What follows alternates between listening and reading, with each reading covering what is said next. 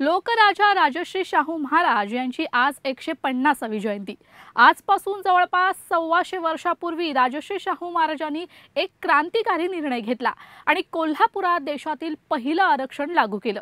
बहुजनांच्या उद्धारासाठी त्यांना 50% आरक्षण देण्याचा निर्णय शाहू महाराजांनी घेतला होता।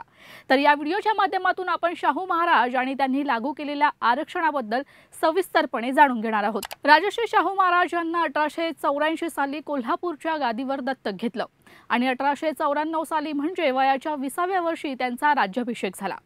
ब्रिटिशांसोबत लढून राज्य गमवायचं की मिळालेल्या सत्तेचा वापर करून हजारो वर्षापासून शोषण सहन करणाऱ्या पिचलेल्या अशा दलित मागासवर्गीयांना मुख्य प्रवाहात आणून त्यांना माणूस म्हणून वागवायचं, असे दोन मार्ग शाहू महाराजांसमोर होते।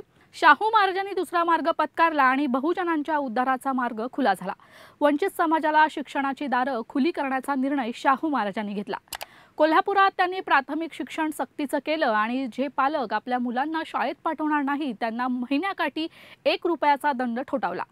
7व्या एडवर्डच्या राज्यारोहणाच्या कार्यक्रमासाठी शाहू महाराज 1902 साली लंडनला गेले। त्यावेळी त्यांनी युरोपची भ्रमंती केली आणि त्या ठिकाणाचे बांधकाम, शिक्षणाच्या सुविधा आणि सामाजिक स्थितीचा अभ्यास केला।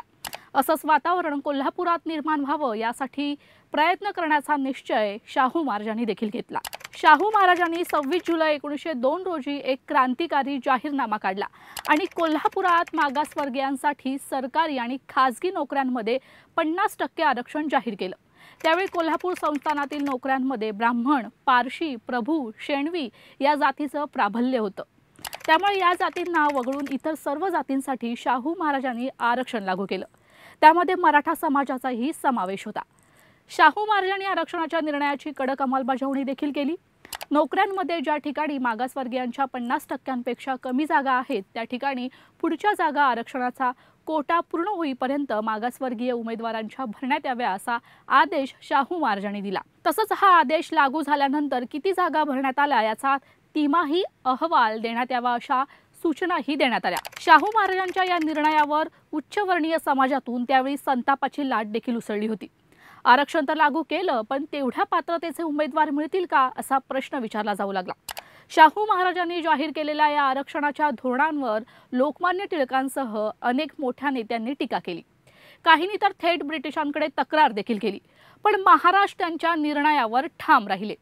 एक वेळ राज्य सोडेन पण समाजाच्या उद्धाराचं काम सोडणार नाही असं शाहू महाराजांनी ठणकावून सांगितलं। महाराजांनी खऱ्या अर्थानं सामाजिक न्यायाची संकल्पना राबवली। 1922 साली शाहू महाराजांच्या निधनावेळी नोकऱ्यांमध्ये 75%हून अधिक वाटा हा मागासवर्गीयांचा होता। हे शाहू महाराजांच्या धोरणाचं यश होतं। स्वातंत्र्यावेळी देशात जेव्हा आरक्षणाच्या धोरणावर चर्चा झाली त्यावेळी डॉक्टर बाबासाहेब आंबेडकरांच्या डोळ्यासमोर शाहू महाराजांचं धोरण होतं। तुम्हाला जर हा व्हिडिओ आवडला असेल तर कमेंट करून नक्की सांगा। त्यासाठी लोकशाही फ्रेंडली या YouTube चॅनलला लाईक, शेअर आणि सबस्क्राईब करा।